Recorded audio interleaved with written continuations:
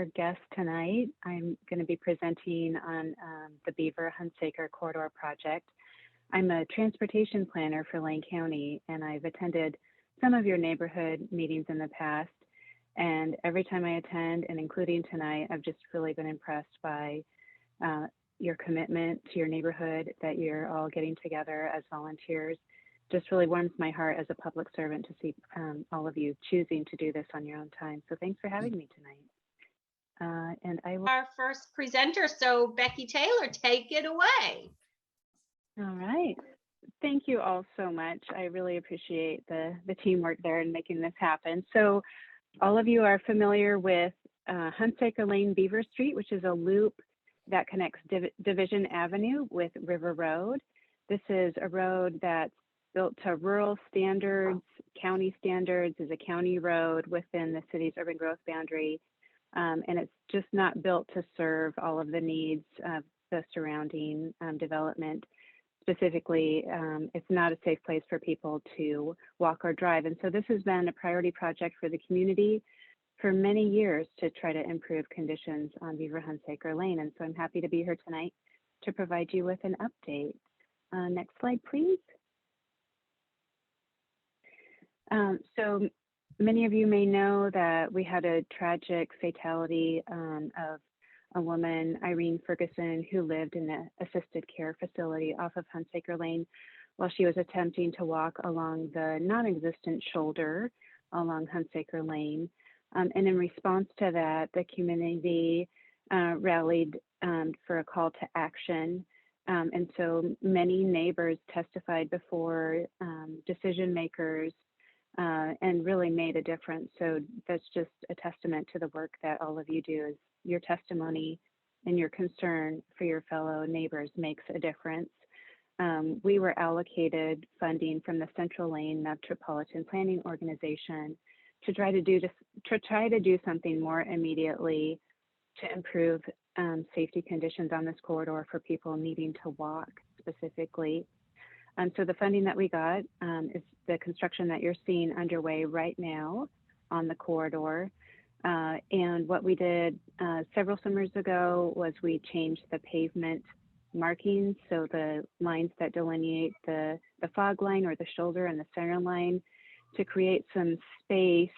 We narrowed the travel lanes, we shifted the lines so that we could create as much width for a shoulder as possible on Hunsaker Lane on the south side, where the vehicle volumes are lower and slower, to create a space within the existing pavement condition for people to walk, because it's very, very expensive to build new sidewalk on a road that's not built to standards. To build a sidewalk, you can't just attach a sidewalk or build a sidewalk along the side. You have to reconstruct the entire road bed to get the right elevation to meet ADA requirements and storm drainage. And so that was really a high cost thing that was preventing us from doing something more immediately. So the more immediate quick fix solution, which took several years, so immediate in the terms of transportation planning, is a couple of years versus 10 years. And I know there was a sense of frustration on the behalf of the community that it took us this long to do anything. And there's reasons associated with that that probably just don't make sense to the average person, but it's real, and I'll apologize for that in advance. But what you're seeing today is a result of community activism, and it's creating a space on the south side of Hunsaker Lane for people to walk. We're installing, actually they have been installed, the vertical delineators, and I've got some visuals to show that. And then we're constructing a path along Delta Sand and Gravel's frontage along Hunsaker Lane. We installed a crosswalk last year, a painted crosswalk at Taito, and we're installing we've installed a pedestrian activated beacon, and I've got a photo to show you what that looks like. So this was all part of a comprehensive safety project, specifically in response to the tragic death of Irene Ferguson. Next slide, please. So it took us quite some time to get to this point to clear the path for the space. There was vegetation removal required. That's what you're seeing here. Next slide, please. Grubbing and clearing, and that white post that you're seeing in the forefront is a monitoring well. There's some DEQ monitoring sites along Delta's property for methane gas associated with their gravel pits. So we needed to work with DEQ to make sure that those monitoring wells were accessible, safe, and secure. Next slide, please. Moving back the fence from Delta's property to create that space. And this is a temporary fence. We'll need to install it to Delta's specifications because they're required by the state to provide protection so that kids and the public don't wander onto their property, get hit by their heavy equipment, or fall into the pits. And so this fence, securing the fence seen along the site was very important. Next slide. And then just grubbing and clearing the area and making sure that we are creating a stable base to construct the new path next to the road. And then establishing a strong, sturdy gravel base. And here you're seeing the gravel path next to Hunsaker Lane. As of, I think today, it was completely paved. If you've traveled down there, it's pretty exciting to see the pavement. You'll notice that there is a slight grade difference between the road and the path. And it may not be clear if you were to look at the site today what's going to happen between the path and the road. We're going to be installing concrete, they're called jersey barriers, but they're tall enough physical barriers to protect people on the path. Could folks mute, please? We've got a lot of background noise. Could please folks mute yourselves if you're not presenting? So again, the pavement was installed on top of this gravel. I don't have a photo of the pavement because the pavement happened just today. So in the coming days, we'll be installing that jersey barrier to provide that vertical, physical, hard protection between vehicles and people wanting to walk and bicycle on this new path. Next slide, please. And then the rain was wonderful for so many reasons, but it did create a little bit of delay with paving. It's not ideal conditions, but they still tried to eke out as much work as they could. The pavement doesn't cure as well with pavement, so slight delay, but keep going on it. Next slide, please. This is the new pedestrian activated flashing beacon at the new crosswalk at Taito. So someone wishing to cross the street can push a button and lights will stutter flash, and that really increases compliance with vehicles yielding to pedestrians. It greatly increases pedestrian visibility and safety. And you can see there's a person already walking along the shoulder. You can see the white tubular delineators that we've installed along the fog line. And that's just to really alert drivers that this is a special area. There's people walking. It creates greater visibility and therefore protection and safety for people walking in that area. And that is a placeholder, that delineated space and shoulder is a placeholder until we can build sidewalks, the long-term solution. The city of Eugene has acquired federal funding to construct the full improvements, the sidewalks, but it'll take a couple of years before that federal funding actually comes through. And so in the interim, this provides some space for that transition between our new path, the crosswalk, and then how to carry people beyond on this shoulder. Next slide. Many of you may know about these yellow signs that we've installed over the years along the corridor. The person holding the sign and smiling is Stan Pickett. He's the general manager of Delta Sand and Gravel, and he provided the right-of-way for us to construct the path. He donated it. He provided funding for us to produce these signs, and this was our initial rollout until we could get improvements on the ground to increase awareness of through traffic that, hey, this is not, Beaver Hunsaker is not a continuation of Beltline. It's not a freeway. This is a neighborhood. You need to slow down. There's neighbors ahead. And initially, the entire corridor was just saturated with these lawn signs. And it really, I think, tightened the community and increased awareness about safety issues and neighborhood concerns. And next slide, please. We also presented to assisted care facilities in the area. Again, the woman who died, Irene Ferguson, lived in a care facility.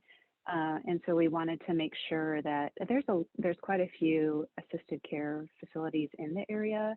We wanted to make sure that residents had the information that they needed and equipment that they needed to be safe if they were to venture out on the roads, especially roads that really aren't built for safety, that they needed to take safety into their own hands and protect themselves. And so we provided pedestrian safety education, answered their questions, and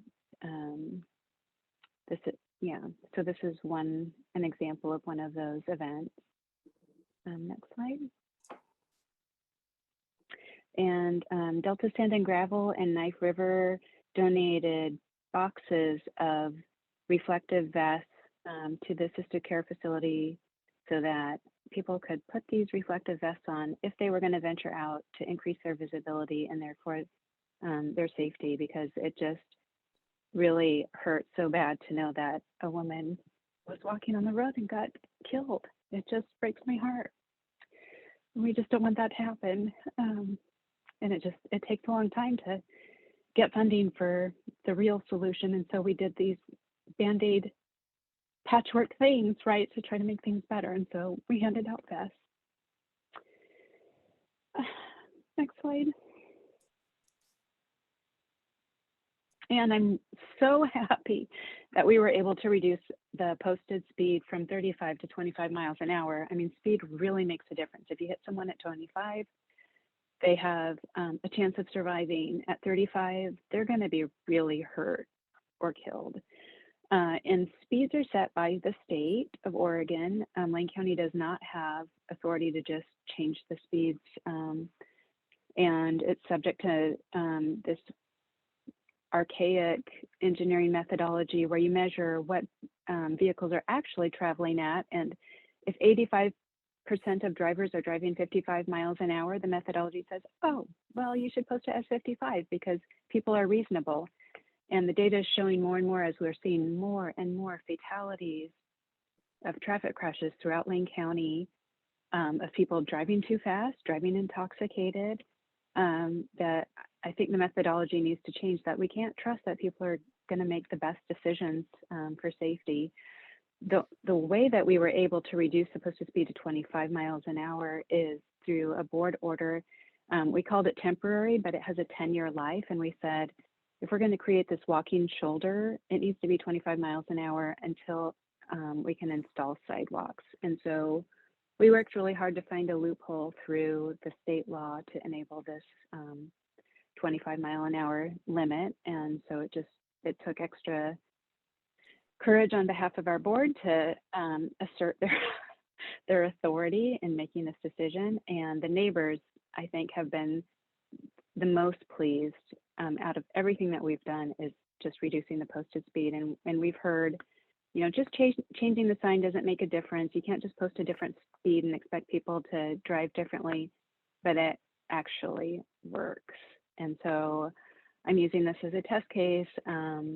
It's one of my personal professional missions to do more around speed setting methodology so that speeds are set to the context and to people trying to walk and bicycle in our community and not get killed.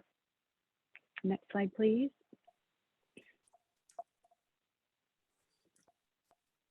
I think I'm frozen. Okay. Is that it? And some of you may have been involved in our corridor planning process. We got federal funding several years ago to work with the community to identify what the community wanted to have happen on Beaver Hunsaker. And the community preferred alternative was creating that multi-use path, narrowing the travel lanes to slow vehicles, and providing sidewalks on the other side of Beaver Street where there wasn't the multi-use path. So we've installed the multi-use path, and the sidewalk is something that we do not yet have funding for on Beaver Street on the other side. On Hunsaker Lane, the vision is for a further tightening of the travel lanes to really force people to slow down. On-street bike lanes, 5 feet on both sides, and green space with trees and stormwater infiltration, and setback sidewalks. And the typical that you're seeing for the Hunsaker Lane, the after conditions, the city of Eugene has secured construction, not just design, but construction funding. It's a lot of money, and they got it from federal funding, but it's going to take a couple of years at least to get there. So they're going to be starting design, I believe, next year.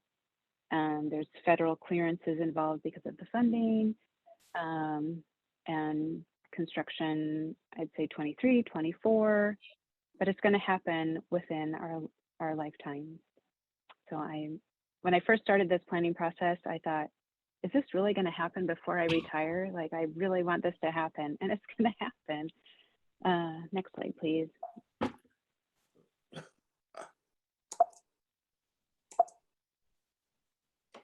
And I think the next slide is my last slide. Oh, that was a previous slide. That was just to showcase the corridor planning effort that happened. We met at the school and we attended your neighborhood meetings. The last slide was just to show the continuation of the path that we've constructed, that's under construction right now along Delta's roadway frontage of Beaver Hunsaker, but to continue that northward extension along Delta's property, along their west boundary, along the urban growth boundary for an eventual connection to Wilkes. And this is just a fat line drawn on a map. Through the design process, it'll be more precisely determined whether that connection happens at Admiral or Zane, or how it eventually gets to Wilkes. We've already heard some criticism from people who live on Admiral Street that street is not accommodated to receive people wanting to walk and bike, and so we'll need to figure that out. Once again, the city of Eugene has secured construction funding to construct this path. And again, I believe the timing is more like 2023, 2024, 2025. But Eugene staff will be the best contact to provide more details about that, but we're working in close coordination to deliver these improvements to the community. And that concludes my prepared presentation, but I'm happy to answer any questions you may have.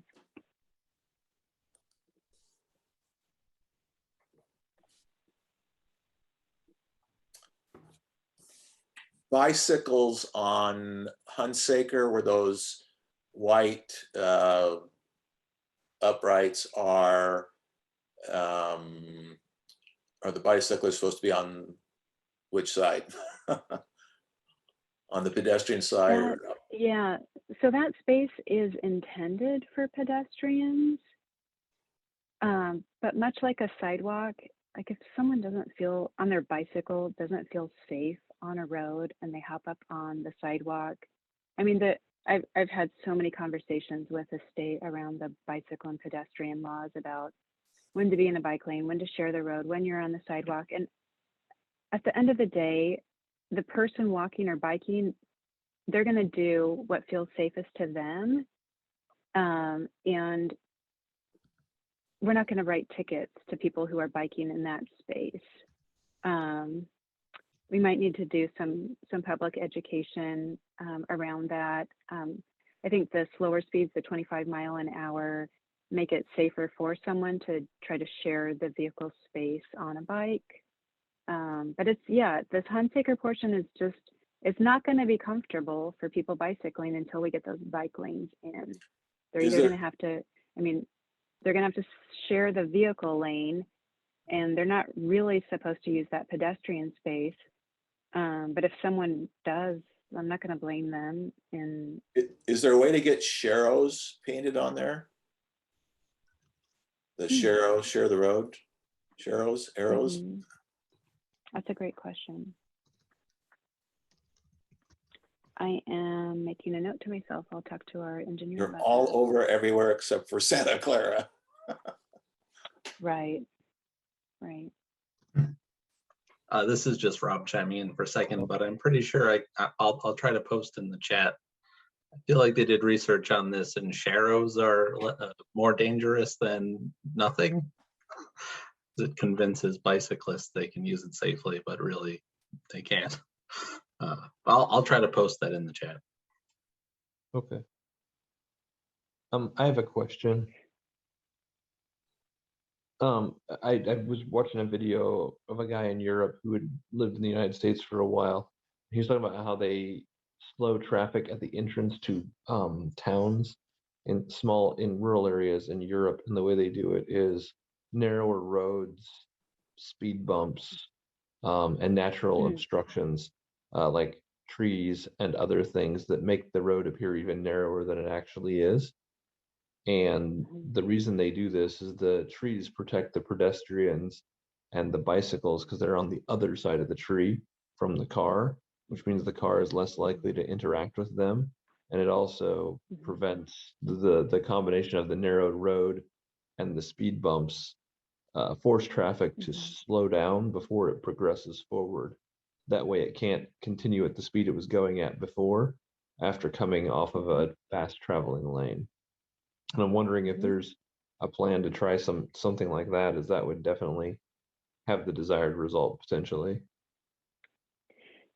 Yeah, so the speed humps, I know several of you know that I've been working for way too many years to create a traffic calming program for Lane County. If you ask Lane County today for speed humps, we would say, we don't do that. We don't have a traffic calming program. And our Transportation Advisory Committee, a couple of years ago, they approved the concept of a traffic calming program for Lane County on roads that had a posted speed of 25 miles an hour, and then it's subject to other criteria. Then the project was supposed to be run through a pilot pending funding, and we didn't have funding for a couple of years. We earmarked some funding for next year, and our engineers are working on identifying a pilot road, and they've targeted Santa Clara Neighborhood Organization as the place to look, because that's where we get the most speeding complaints in the residential, so countywide residential areas where there's posted speeds of 25 miles an hour. Santa Clara is where we get the most speeding complaints, and so that's the top priority for our pilot project. And as soon as I have more information about what that's looking like, I will report back to your neighborhood chair liaisons about that. We've had lots of testimony from your local schools, your safe routes coordinators, your neighborhood leaders about speeding issues and speed humps, and that is going to be a real possibility in the coming years. Becky, I know that there was somebody on Admiral that was talking about using Zane Lane and moving that path away from Admiral. The reason that it was kind of set up that way is because our little committee, myself and Tim Felker, and I think Gary Holinsky, Mhm. maybe Peter Mhm. Thurston, Mhm. tried to set that path along Zane Lane because there's a kind of a straight shot there. And we brought in Jay Mhm. Bozovich, and he checked with the state, Mhm. and the state said, no, you can't do that because it's a city path, and the city can't go across county land. And so we moved it up against the urban Mm. growth boundary. And so that's the reason that it was put there. Okay. So I will double check with Commissioner Bozovich. He and I have been communicating this week. He's highly responsive to comments that he receives from his district, all of you. If you don't hear from him right away in response to a transportation concern, it's because I'm the bottleneck. When he gets a complaint or a concern, he bumps it to me and says, do something. And I often have to do some research before I can get back to him. He did talk about this issue, and I don't have an answer, but I think you're right, Jerry. And I need to talk to Commissioner Bozovich about that some more. Okay.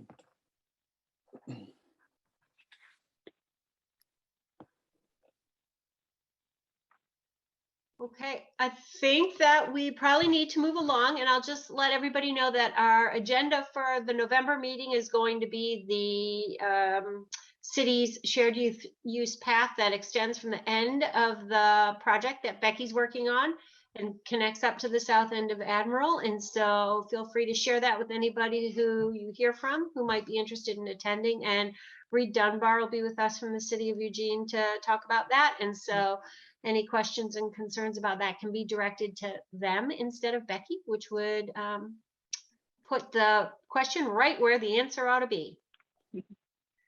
Fantastic. Thank Oh, you, Kate. Mary, yes. Thank Mary. you, everyone. Wait, Becky, don't go away. Becky. Oh. I have a question for you. If you know, aside from Beaver and Hunsaker, when you get speeding complaints about Santa Clara, which roads are you hearing the most complaints about?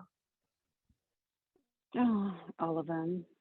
Horn, Maxwell, Spring Creek, Howard, all of them. Yeah. And I'm sorry you're all experiencing those horrible, unsafe conditions. Well, we appreciate your good work, Becky, and thanks for joining us tonight. Okay. And we're Thank going to you. move Thanks on for having to me. Thank We're you. gonna move on to our next presenter, which is Johanna Costa with the Oregon Department of Justice. And I'm going to stop recording, and Tim Felker, I'm going to ask anybody else who's recording, please stop your recording at this point. Thank you.